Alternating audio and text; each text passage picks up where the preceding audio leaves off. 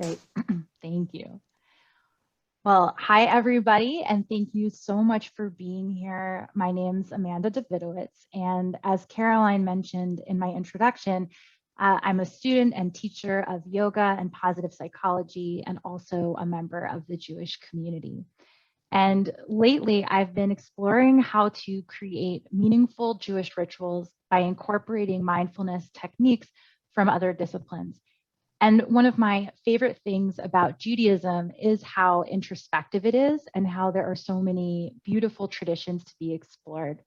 So each year we cycle through our calendar and holidays, and the months and holidays stay the same, but we as individuals change. And so because of that, we have an opportunity each year to approach these traditions through the lens of our current reality, to use the practices to turn inward and inspect who we are now and explore our relationship to community and to the divine. And we can choose to approach our Jewish holidays and practices in new and creative ways each time in order to find the most meaning in them. And so I'm excited to share with you today what I have been working on the past few months for this month of Elul, and hope that these creative approaches will be meaningful for you as well. And I'm introducing a variety of concepts and exercises this morning. It's going to be a pretty interactive presentation. And my hope is that you can take some of these with you to practice in more depth on your own time over the next month. So there are three main sections to my presentation today. We're going to start with an introduction to self-compassion, followed by a spiritual accounting exercise, and then explore together self-forgiveness. So if you want to be prepared, the only thing you should need is a pen and a piece of paper or notebook. And I recommend having a full-size 8.5 by 11 piece of paper. If you have something smaller, that's fine too. But if you want to grab even a piece, of printer paper, that would be great. And for the meditation sections, you're going to want to have either a comfy, sturdy chair to sit in, or if you prefer, some kind of cushion or pillow to sit on the floor. And I'd like to start by just giving you a quick introduction to a few Jewish concepts for those of you who are less familiar. So the Jewish or Hebrew calendar is lunar, and it has 12 months, and each month begins with the new moon. And Jewish months all have holidays and themes associated with them that tell the ancient stories, histories, and traditions of the Jewish people. And the themes and holidays are also very connected to nature, seasons, farming, and harvest cycles. So Elul, which is the month that we are in right now, is the last month of the Hebrew calendar year. And it's a month that's all about spiritual preparation for Rosh Hashanah and Yom Kippur, which are two important holidays at the start of the new year. My favorite thing I've heard recently about the month of Elul is from Judaism Unbound, the podcast, and they called it the on-ramp for the holidays, which I think is really fitting. And it's also a transition month. We're moving from summer into fall, moving from the end of one year into the beginning of another, which is a really beautiful time for some introspection. And as Jews, we're lucky. I think we have on our calendar really 4 new years. So there's always lots of opportunity to pause, reflect, and begin again. So Rosh Hashanah, which is next week, commemorates the creation of the world. It's the start of our new calendar year. And then Yom Kippur is the Day of Atonement. And there is a 10-day period of time between these two holidays, which is known as the Days of Awe. And that time is a time for really deep spiritual introspection and repentance, and is designated for Teshuva. So Teshuva is simply the act of acknowledging mistakes and choosing to change for the better. And the word Teshuva is often translated as repentance, but literally it means to return. So I see this as an opportunity to return to values, to your personal goals, to community, and perhaps even simply to just living intentionally.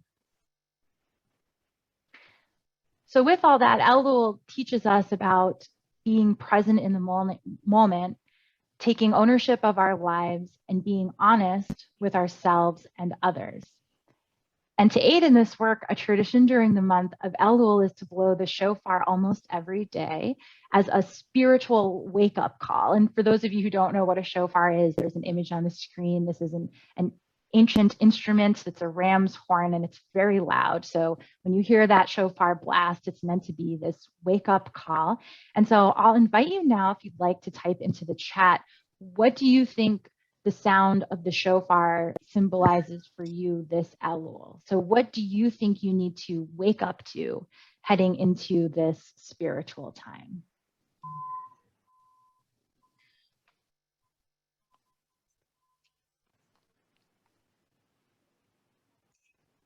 Just give everyone a second to see if anyone wants to share. Oh yeah, letting go of negativity. That's great. I know for me, I was thinking, sometimes we get in those phases where we coast. And so for me, this spiritual wake up call is about living intentionally, being intentional with how I'm spending my time. Yeah, being present. Beautiful. Thank you all for sharing. And you can keep sharing those if you like. So now that you're familiar with these Jewish concepts and where we are in the year, we can get started. So before we can move into spiritual accounting, which involves reviewing our year and acknowledging mistakes or missteps, I think it's really important to cultivate an attitude of self-compassion. In fact, another interpretation of the sound of the shofar during the month of Elul is an invitation to move from judgment to compassion. It can represent the voice of the divine, inviting us to accept divine love and allowing it to heal ourselves, each other, and the world. But unfortunately, most of us in Western culture are extremely hard on ourselves. We often find it easier to forgive others than to speak to ourselves with kindness.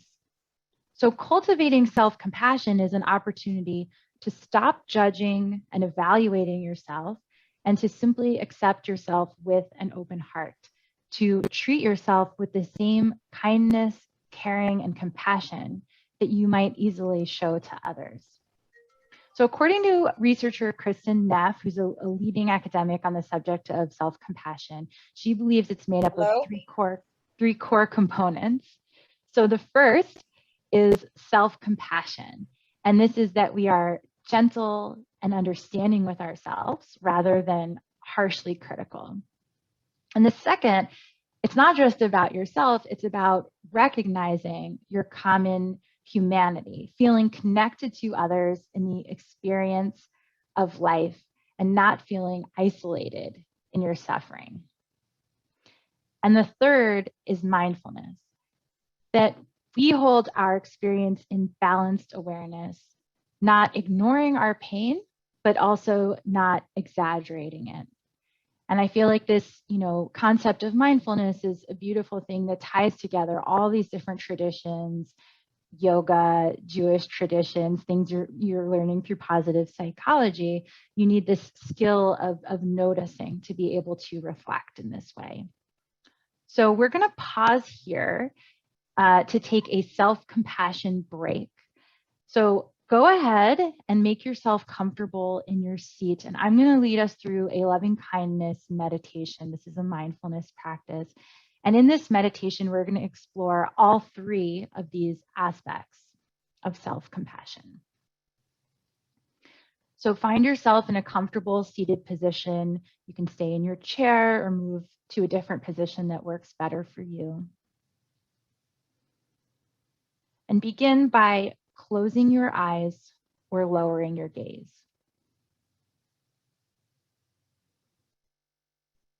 Feel your feet planted firmly on the ground and your hips supported by the chair beneath you. Relax your shoulders and lengthen your spine. And begin to pay attention to your breath, the sensation as the air moves in and out through your nose.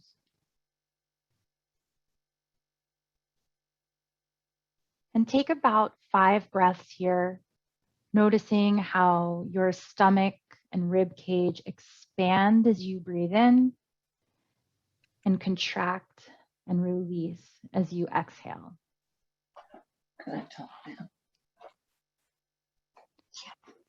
And if your mind wanders, gently bring your attention back to the present moment and to your breath. No need for judgment or negative self-talk. Simply come back to your breath.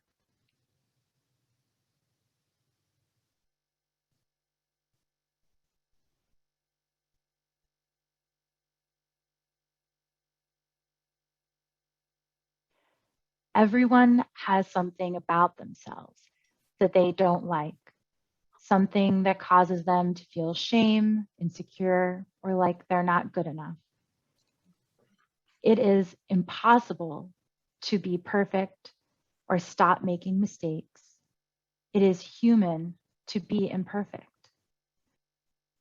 The trick is to take the time to pause and acknowledge your suffering when you experience it, and to treat yourself with kindness, love, and understanding. By giving yourself unconditional kindness and comfort while embracing the human experience, you can start to feel more secure, accepted, and alive. We'll end this meditation together with a loving kindness mantra. Place one or both hands over your heart or somewhere else on your body that feels comforting and safe.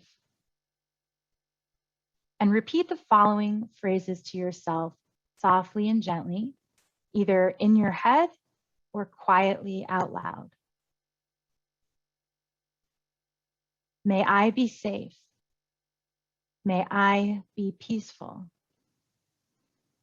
May I be kind to myself.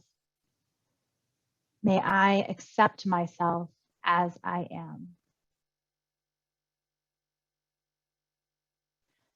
May I be safe. May I be peaceful. May I be kind to myself. May I accept myself as I am.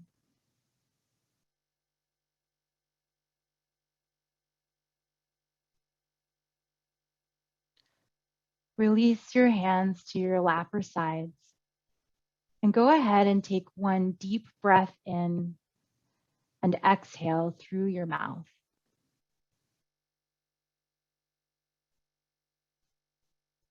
And when you feel complete, you can open your eyes and come back to the Zoom.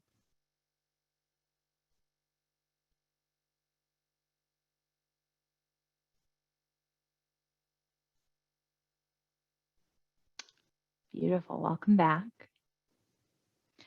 Okay, so now that you've cultivated some self-compassion, we can move on to some spiritual accounting.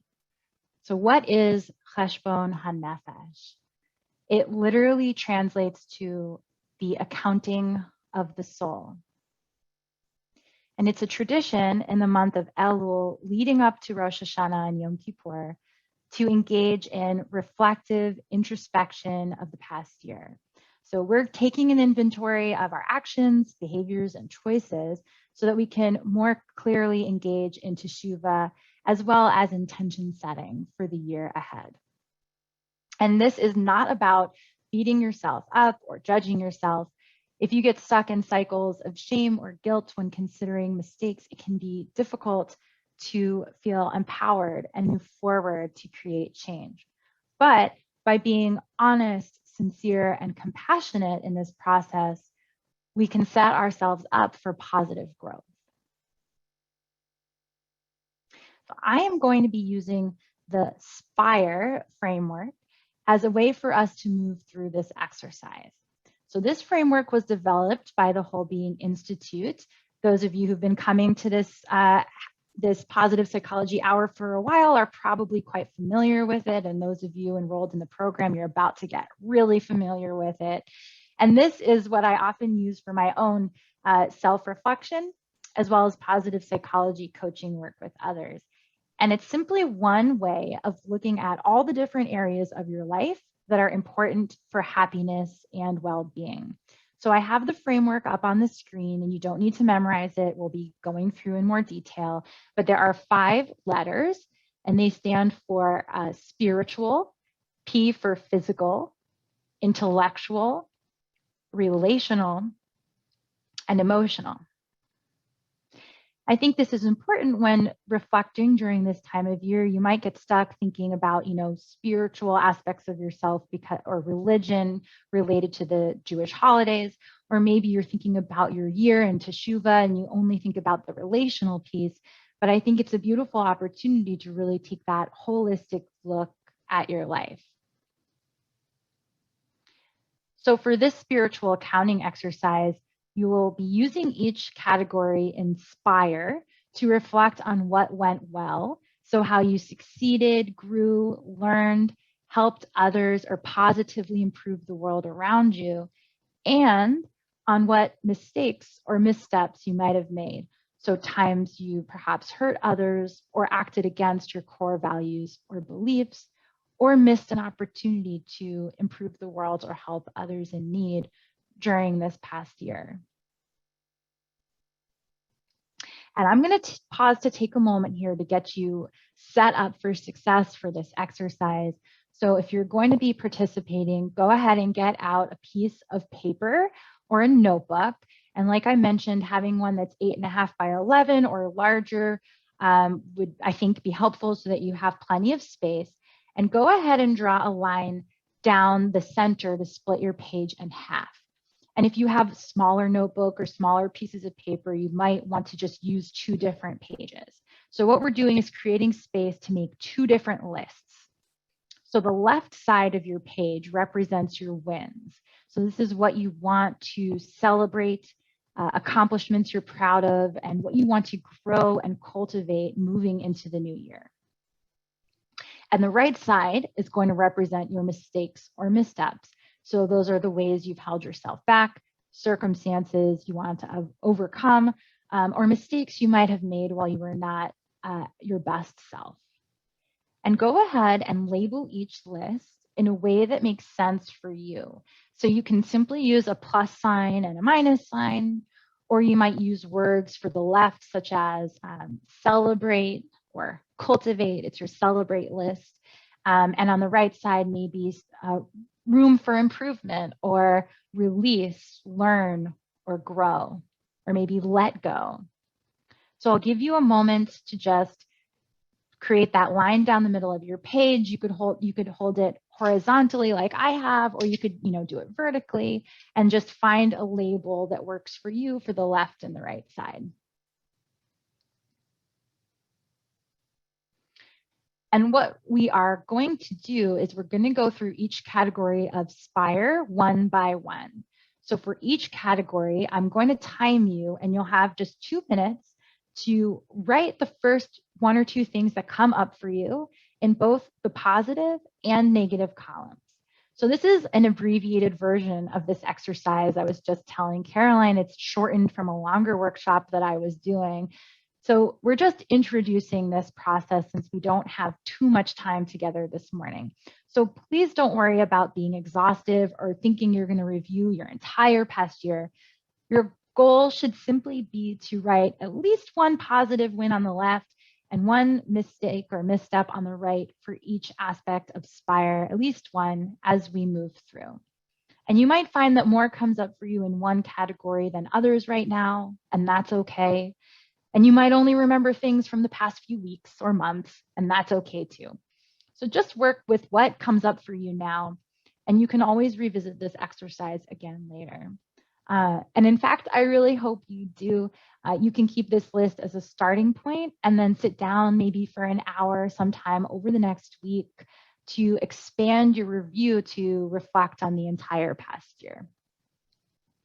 And of course, remember to review with a lens of self-compassion, non-judgment, and kindness, even while or especially while you are identifying mistakes.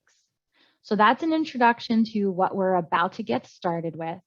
And I'm going to pause in case there are any clarifying questions about this activity, just how, how to set up your page or what it is we're about to do. No questions in the chat. I'm not seeing any. Good. Hopefully that just means I explained it really well. So we're going to get started. And the first letter of S is S for spiritual, so spiritual review. So think about how you find meaning in life and connection to something larger than yourself. And ask yourself, in this past year, have you actively engaged in activities, practices, or conversations that have expanded your experience of spirituality? So for each of these 5 categories, I have examples listed up on the screen. They're prompts for you to kind of get your mind going. But really, this time is for you. So choose what makes the most sense and simply write what comes up when you reflect on your year with a lens of spirituality. And I'm going to go on mute and set myself a timer here for 2 minutes. So you can start with 2 minutes thinking about your spiritual review.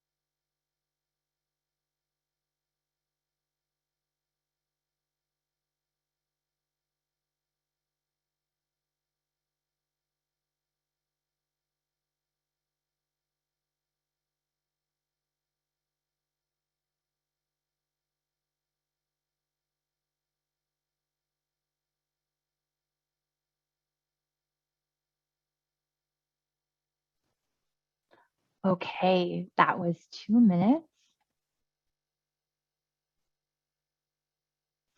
And I bet those 2 minutes went by really fast. So remember, it's okay if you only have time to capture 1 or 2 things right now. You can always revisit this later. So the next aspect of SPIRE is P for physical. In what ways have you cared for your body and tapped into your mind-body connection? In what ways have you perhaps harmed your body or not taken care of yourself? Think about food and nutrition, exercise, movement, sleep patterns.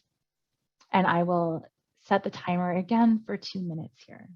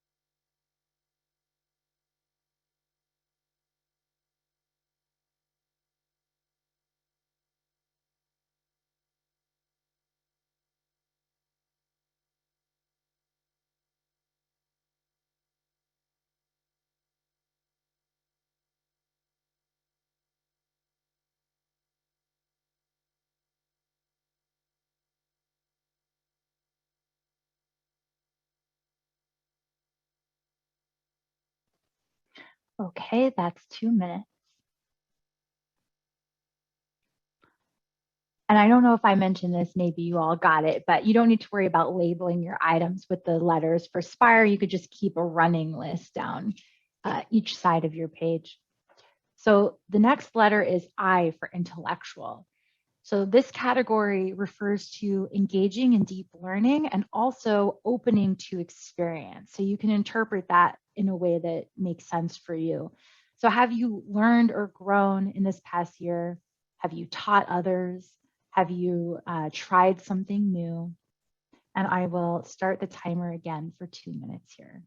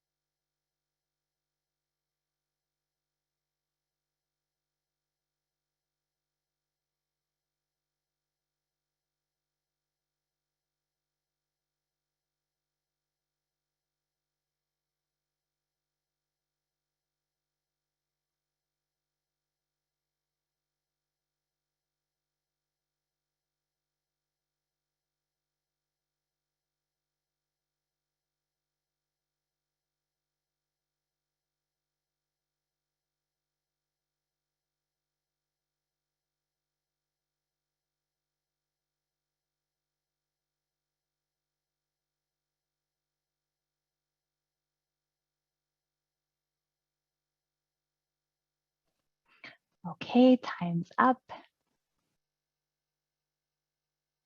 And the next category of Spire is relational.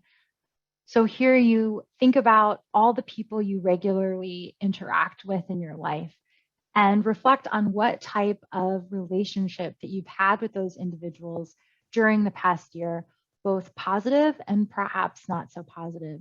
And I know this is a bigger category with a lot to think about, especially in context of Teshuva. So I'm going to do a little extra time. So I'll pause here for 3 minutes.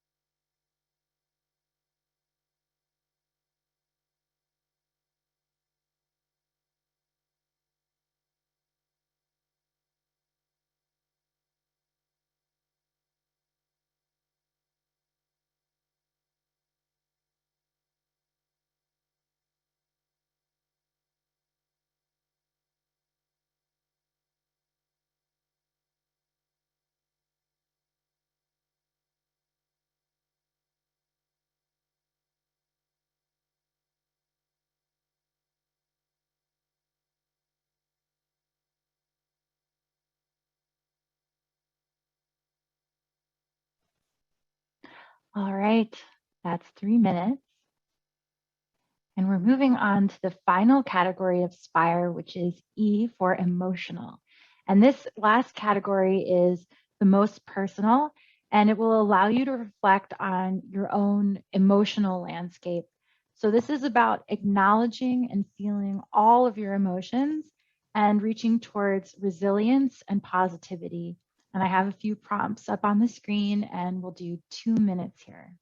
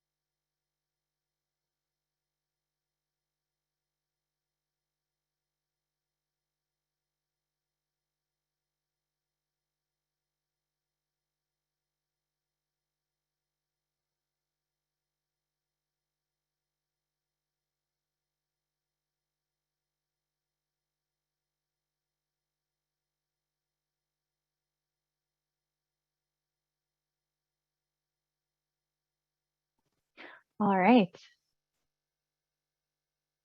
So you can go ahead and put your pens down. And great job. I know that that was a bit of a whirlwind. It's a lot of quick, deep personal work in a very short period of time. So take a moment to pause, maybe take a nice deep inhale and exhale, or do a little stretch in your chair and feel really good about staying present and engaging in all of that work. And I'd love to start by celebrating your wins. So everyone take a second to look at what you've written down on the left side of your paper. And I hope that you can really, truly feel gratitude and love for all the ways in which you've shown up positively for yourself and others, the smaller, big steps you took towards your goals, the relationships that you've cultivated during this year. And know that what you have written down here is just a little taste of all these wins that you probably have from this past year. And I'd love for you all to make a plan for how you can share your wins with someone else that you care about, or perhaps find some other way to acknowledge and celebrate your accomplishments. So if you'd like, in an effort to start that now, you can go ahead and share one of your wins that you've written down with the group in the chat as a way to start this process of acknowledging and celebrating all these positive aspects of your past year.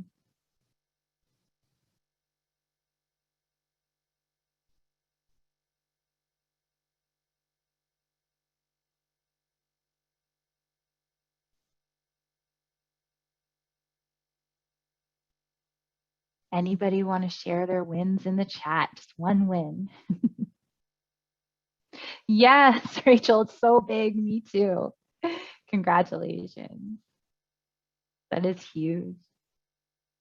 Yeah, so Rachel is saying, so everybody knows on the recording sheet that she started and completed SIP.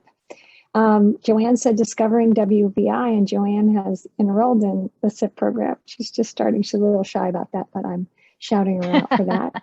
I studied German, a new language, every day this past year for at least 10 minutes. Wow, Gail, that's awesome. Oh, Elisa is good, accepting that you will keep making mistakes. And I think I'll pause there. I think that's a really beautiful one. And it ties in really nicely to that self-compassion work, because this isn't about being perfect. It's about experiencing yourself and life in a compassionate way. So in addition to celebrating these wins, and I'm sure they'll keep coming in the chat, I also want to give you a moment to set a positive intention for yourself. So this could be based off of the wins that you've written down, what you want to keep cultivating and growing as you move into this new spiritual year, the Jewish calendar year, or even just the fall, maybe just how you want to show up for the holidays this next week, maybe an intention just for today. So I'll pause for about a minute here and give you a second to create a positive intention for yourself based on these wins. And if you want to, in addition to just writing it down on your paper, you're welcome to also include your intention in the chat.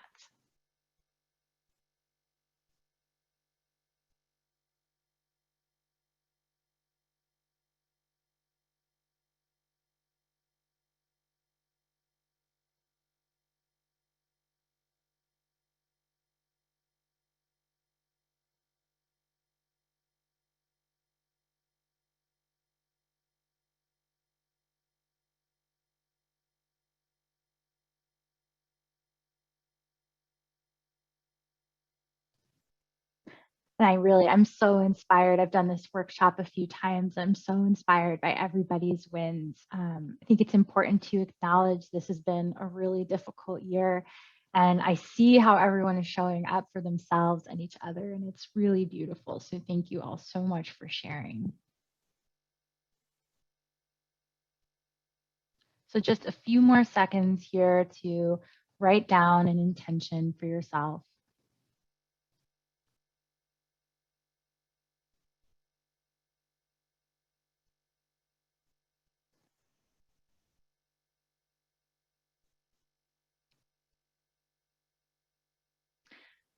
And now I'm going to ask you to set that aside and take a nice deep breath. Maybe give yourself a little hug. Kristen Neff would encourage that. And take in all of this positive energy. And we're going to move into the third and final section of this presentation, which is focusing on Teshuva and self-forgiveness. So as I mentioned earlier, in Jewish tradition, the act of acknowledging your mistakes and choosing to change for the better is called Teshuva.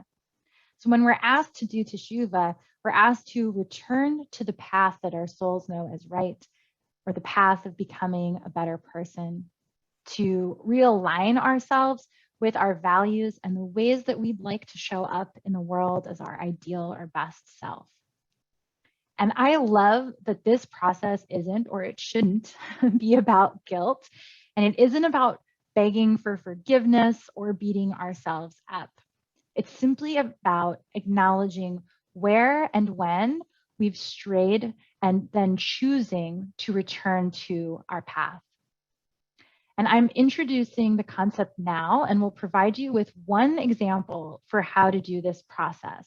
So take a moment to review the mistakes or bad choices that you've written down on the right-hand side of your page, on your release list or your learn list from the spiritual accounting exercise, and choose just one thing from your list and write it down at the top of a new page, a new piece of paper.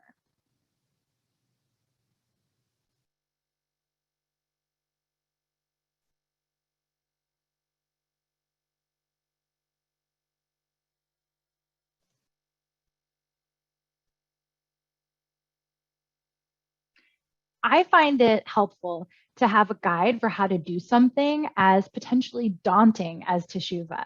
And what I like about this framework is that it is simple and it works whether you're working with something more external, such as accidentally hurting a friend or damaging a relationship with someone, or more personal, such as negative self-talk, or perhaps not getting enough sleep or not eating well. And I'm going to walk you through these 3 steps to explain the process and then pause for a few minutes for you to give it a try. So this is a 3-step approach to Teshuva. And the first step is about acknowledging the behavior and just making an intention not to continue or repeat it. So I'm going to use an example for all of these. So the example behavior would be snapping at your partner when you're frustrated or overwhelmed. I'm sure something many people can identify with. So for step 1, you would simply write a sentence, one sentence. I will not speak rudely to my partner when I'm frustrated. So acknowledging and setting an intention to stop. The second step is to feel regret. So acknowledging why what you did was wrong, or how it was not aligned with your values, or how, if relevant, it negatively affected others.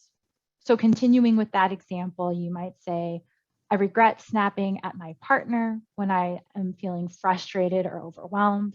It's unfair for me to take my frustrations out on them and make them feel badly. And then finally, make a plan. So how will you right your wrong, or how will you follow through on your intention not to repeat the mistake? So if you've done something that negatively impacted other people, what would it take to make it right? Or if the misstep was more spiritual or personal, how can you support your intention to change? And I love this prompt. What is one concrete next step in the right direction? So continuing with our example, you might say, I'm going to apologize to my partner for having snapped at them so much lately. I will acknowledge that this isn't how I want to behave.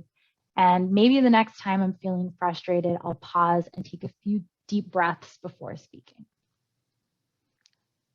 Okay, so let's try it out.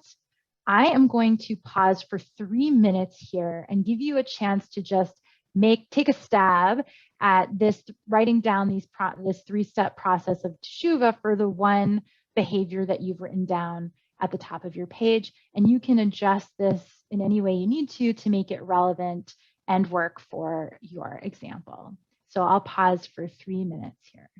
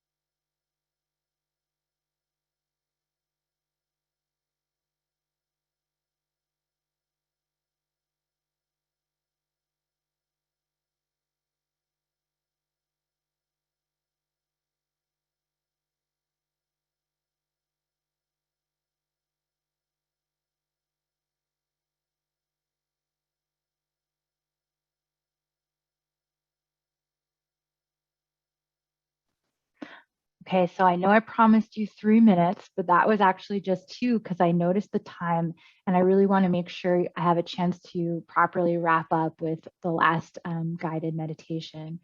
So you may choose to revisit your notes from this workshop to do more Teshuva next month in the time between the 2 holidays, or any time that works for you. And you can use this exercise as a guide. It's written out on the handout that's going to be sent to you, or you could do Teshuva in any way that works for you: meditation, journaling, letter writing, calling people up, praying. There are so many different ways that you could approach this process of returning. So for the rest of our time together, and we might just go 1 minute over, this is a 4-minute guided meditation to explore self-forgiveness. I want you all to know that you are inherently worthy of love and respect, regardless of the mistakes that you might have made in this past year. And you've already started to identify, own up to those mistakes, express regret, and start making plans to right your wrongs. So I'm going to invite you to just pause, to turn inward, and use the self-compassion that you cultivated earlier to begin to forgive yourself and move forward without carrying unnecessary feelings of guilt and anxiety into this upcoming spiritual year. So as I said, we'll end with a guided meditation. So go ahead again and find yourself in a comfortable seated position. And when you're ready, you can close your eyes and settle in.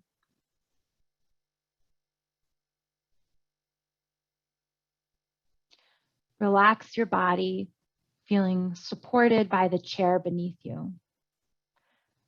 Uncurl your fingers, relax the muscles in your face, and lower your tongue from the roof of your mouth. And bring your attention to your breath. Simply notice the sensation of the air as it moves in and out your nose.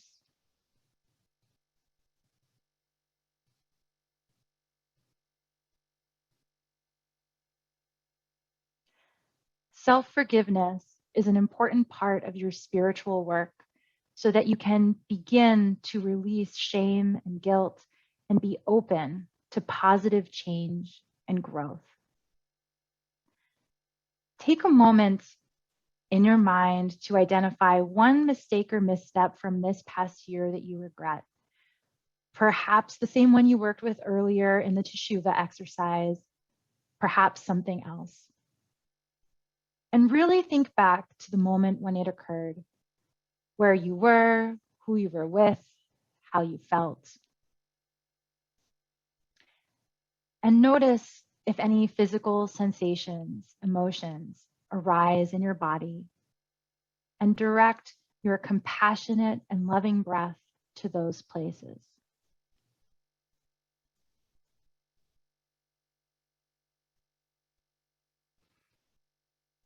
Maybe the truth is that you were doing your best you could in that moment, at that time. Maybe the truth is that you were in a lot of pain or experiencing frustration or even fear, and you made a poor choice. Maybe the truth is that you've learned from it and that you're not the same person now that you were then. When we cause harm to ourselves or others, it is often because of internal suffering that we have yet to fully acknowledge. Can you lovingly turn towards the wounded parts of yourself and begin to open to acceptance and healing? Place your hands on your body in a way that feels comforting and safe. And take a few moments now to repeat the following mantra, either in your head or out loud. And the recipient of this mantra is your past self, who sometimes made mistakes. You did the best you could with the awareness that you had. I love you.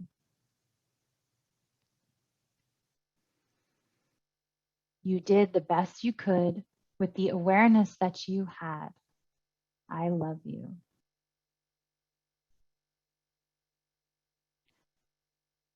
Self-compassion is not an individualistic, self-serving pursuit. Self-compassion connects you with others by cultivating feelings of spiritual oneness. We are all human, we all make mistakes, and we all experience suffering. And it is from this place that you can effectively engage in tikkun olam, healing the world. So let's all take a few breaths together, loudly releasing whatever it is from this past year that you'd like to let go of. So first, exhale completely, and then inhale nice and deep, filling your lungs all the way. Pause at the top, and then exhale with a loud sigh through your mouth. And take one or two more deep breaths, releasing and letting go loudly as you exhale.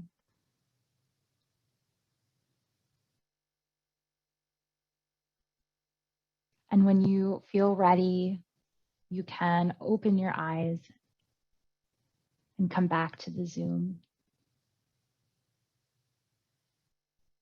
I'd like to leave you with this blessing by John O'Donohue, this poem. May all that is unforgiven in you be released. May your fears yield their deepest tranquilities. May all that is unlived in you blossom into a future graced with love.